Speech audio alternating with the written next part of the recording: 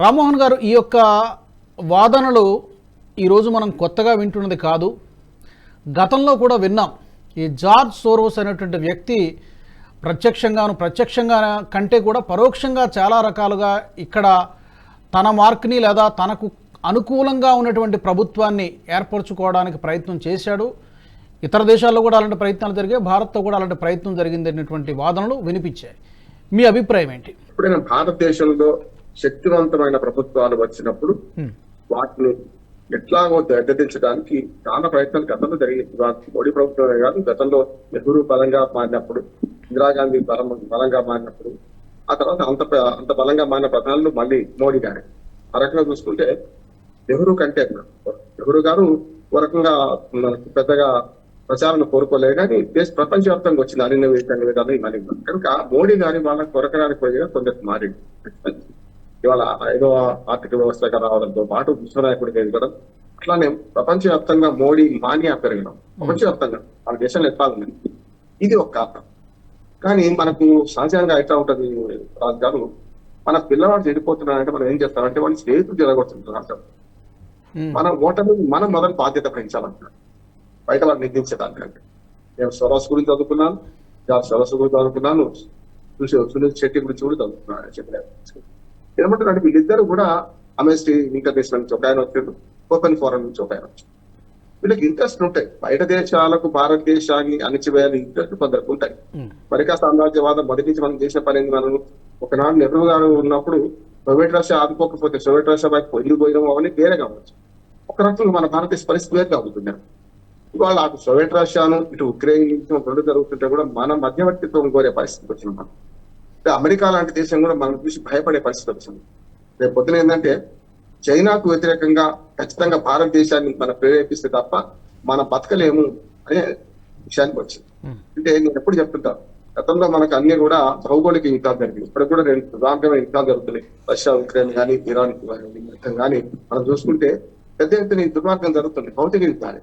కానీ ప్రపంచవ్యాప్తంగా ఆర్థిక యుద్ధాల కాలంలో వెనుక నుంచి వెన్నుపోట్లే ఉంటాయి. అంటే ఒక ఆర్థిక వ్యవస్థను నాశనం చేయడానికి ఎంతవరకు ఏ రకంగా చేయొచ్చని వెన్నుపోతుంటాయి. అందులో భాగంగానే సుస్థిరమైన ప్రభుత్వం 2 సార్లు వచ్చింది. 272 మ్యాజిక్ ఫిగర్ దాటి 272 82 సీట్లతో మొదటిసారి, 303 సీట్లతో రెండోసారి వచ్చింది. నీకు ఈ ఓటమికి ప్రధానంగా నేనేమంటున్నాను, మన పొరపాటు అవతల కూడా సహకారం ఉంటుంది. ఇప్పుడు ఎట్లా ఉంటుంది అంటే త్రాసులో 1 గ్రాము తక్కువైన కిలో కాదు, ఆ 1 గ్రాము వేస్తే కిలో అవుతుంది. ఇది అని మనకు పరిమాణాత్మకమైన మార్పు గుణాత్మకమైన మార్పు దారితీస్తుంది అని మనకు లెక్కల సూత్రం. కనుక ఆ 1% కూడా ఉండొచ్చు, 10% ఉండొచ్చు, 20% ఉండొచ్చు. కానీ నేనేమంటున్నానంటే భారతీయ జనతా పార్టీకి తక్కువ సీట్లు రావడానికి ప్రధానంగా మన వ్యవహారమే కారణం. భారతీయ జనతా పార్టీ స్వయంకృతాపరత ఉన్నది. దాంతో పాటు అటుపక్క నుంచి వచ్చిన దాంట్లో మొదటి విదేశీ శక్తులలో వాళ్ళకి ఏముంటదంటే భారతదేశం శక్తివంతంగా ఎదుగుతుంది. అమెరికాకు ఉంటుంది, రష్యాకు ఉండకపోవచ్చు, కానీ చాలా దేశాలు, ముఖ్యంగా చైనా, పాకిస్తాన్ పక్కలో బల్లెల్లా ఉన్నాయి మనకు 2 దేశాలు, అవి ఉంటాయి, వాటికి ఉంటాయి. పక్కనే జలసీ ఉంటాయి, కొన్ని దేశాలకు జలసీ ఉంటుంది.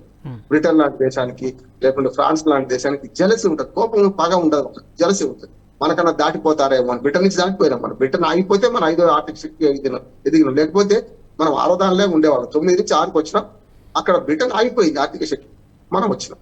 రేపు పొద్దున ఈ తర్వాత దేశాలు ఎదుగుతున్నాయి, వాటికి భయం ఉంటది, భక్తి ఉంటది, జలసీ ఉంటది. కానీ అమెరికా లాంటి దేశానికి కానీ, లేకుంటే చైనా లాంటి దేశాలకు కానీ, పాకిస్తాన్ ఎందుకు కాకుండా పోయింది, కానీ పాకిస్తాన్ కూడా కోపం బాగా ఉంటది. కనుక దీన్ని తట్టుకొని నిలబడడానికి కొంత అవసరం ఉంటుంది. కానీ ఇవాళ ఆ ఇద్దరు పాత్ర ఎంతవరకు ఉందని మనం మొత్తం చెప్పలేము. కానీ ఒకరి పాత్ర సునీల్ శెట్టి అని ఎవరు ఆ పాత్ర మాత్రం ఉందని నేను అనుకుంటాను. ఎందుకంటే నేను రైతాంగ చట్టాలను పూర్తిగా నేను ఆకలింపు చేసుకున్న వాడిని, దానికోసం కొట్లాడిన వాడిని, బస్తాలు మోసి మేము బయట రాష్ట్రాల్లో మనకు స్వేచ్ఛా మార్కెట్ గా రైతులను నష్టపరుస్తున్నది బహిరంగ మార్కెట్ లేకపోవడమే అని మేము మనసా వాచా కర్మణ నమ్మి ఆ 3 చట్టాలు రావాల్సిందని కోరుకునే వాడిని. కనుక ఆ 3 చట్టాలకు వ్యతిరేకంగా ఆనాడు అమెరిస్టీ ఇంటర్నేషనల్ నుంచి వచ్చిన ఆయన ఈ ఓపెన్ ఫోరంలో ఉన్న వైస్ ప్రెసిడెంట్ గా 2 ఏళ్ళు ఉన్నారు. కరెక్ట్ గా అదే టైంలో ఆ ఉద్యమాలు వచ్చిన 2 ఏళ్లలో కూడా రైతాంగ ఉద్యమానికి దన్నుగా నిలిచాడు శెట్టి. బెంగళూరు వాడైనా కూడా ఎమర్జెన్సీ నీళ్ళలో చిన్నపిల్లవాడు ఆయన, మొత్తం మీద అట్లా నిలిచాడు. ఈ ఓపెన్ ఫోరం అనేది చాలా చాలా వివిధ రంగాల్లో ఉన్నది. వాళ్ళ డైరెక్ట్ ఇన్వాల్వ్మెంట్ అయితే నాకు కనపడతలేదు, చెప్పలేదు. ఎందుకంటే కొన్నిసార్లు విదేశీ వ్యక్తులను అంచనా వేయడంలో మనం ఇంటెలిజెన్స్ కాదు, భారత ప్రభుత్వంలో గూఢచార శాఖ అంతకంటే కాదు. కనుక కొంతవరకు ఉండే అవకాశం ఉంటది అంటున్నాను. అంటే మోడీని వీక్ చేద్దామని దేశంలో ఉన్న ప్రతిపక్షాలు ఇట్లా పార్టీల పరంగా ఎలాగో కోరుకుంటాయి. అక్కడి నుంచి బయట నుంచి కూడా శక్తులు ఆసరా తీసుకుంటుంది. నిజంగా చెప్పాలంటే ఖలిస్తాన్ ఉగ్రవాదులు, ఖలిస్తాన్ ఉద్యమ నాయకులే మొన్నటి దాన్ని నడిపించారు కదా. ఇప్పుడు రైతుల ఉద్యమాన్ని నడిపించినంత ఎవరు?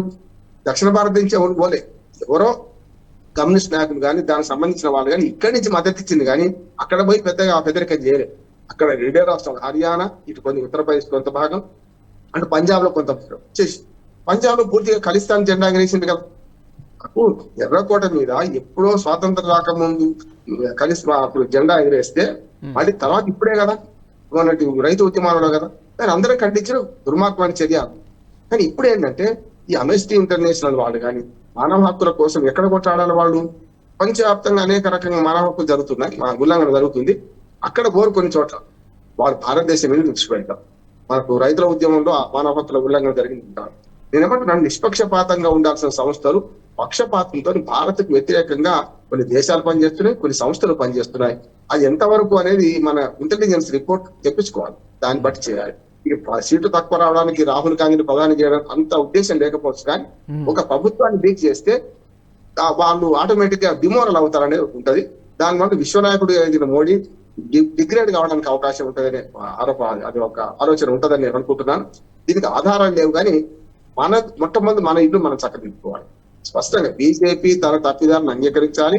ఇవాళ హల్లీకి హల్లీ సున్నా అని ఎప్పటి నుంచి అంటున్నాను. కర్ణాటకలో పోయినాయి, ఆంధ్రప్రదేశ్ తెలంగాణలో వచ్చినాయి, తమిళనాడు పోయింది, కేరళలో ఒకటి వచ్చింది. అప్పటి నుంచి నేను అంటున్నాను, శిఖరాగ్రానికి చేరుకున్న వాళ్ళకి ఇదే దిగుతారు. కానీ నేను కూడా ఊహించలే రాజు గారు, 3 అబ్కాబార్ చార్సావ్ అంటే అబ్కాబార్ తీన్సావ్ అన్నా నేను. ఆ తీన్సావ్ కూడా ఉత్తరపక్షాలతో చేరుకోలేకపోయింది. నా అంచనా కరెక్ట్ అంటే నేను తీసుకుని కాదు, నేను అంచనా వేసిన. హర్యానాలో 10 వచ్చినాయి, 5 వస్తుండొచ్చు అన్న, 5 వచ్చింది. కొన్ని చోట్ల 29 వచ్చినాయి మధ్యప్రదేశ్ లో. అంటే ఎక్కడైతే ఉన్నదో దాన్ని పెంచుకునే ప్రయత్నం లేదు. అక్కడ అంతకంటే సీట్లు లేవు. 29 దాటి మధ్యప్రదేశ్ లో ఇంకో సీట్ లేదు, ఏం చేస్తారు? కనుక ఈ మొత్తం వీక్ కావడానికి కారణం. అట్లాగే ఇండియా కూటమిలో ఎన్ని లుకలుకలు ఉన్నాయి, అన్ని లుకలుకలు ఉన్నాయి.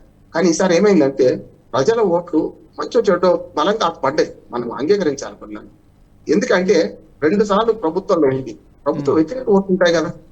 రెండోది, సమాజాన్ని చీల్చే క్రమంలో ఏమైందంటే కొందరు హిందువులు సమాజాన్ని చీల్చే క్రమాన్ని పట్టించుకొని అటువైపు ఓటేశారు అంటున్నారు. ముస్లింలు ఎట్లాగో బీజేపీకి వేరే.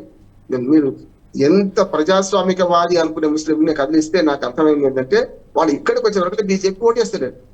అంతేందుకు ఎంఐఎం మన హైదరాబాద్ చూస్తే అటుపక్క మాధవిలత ఇద్దరు పోటీ చేస్తే నేనన్నా 80-20 ఫార్ములా ఉంది అక్కడ, ఎట్లా సాధ్యమైతుంది కాదు.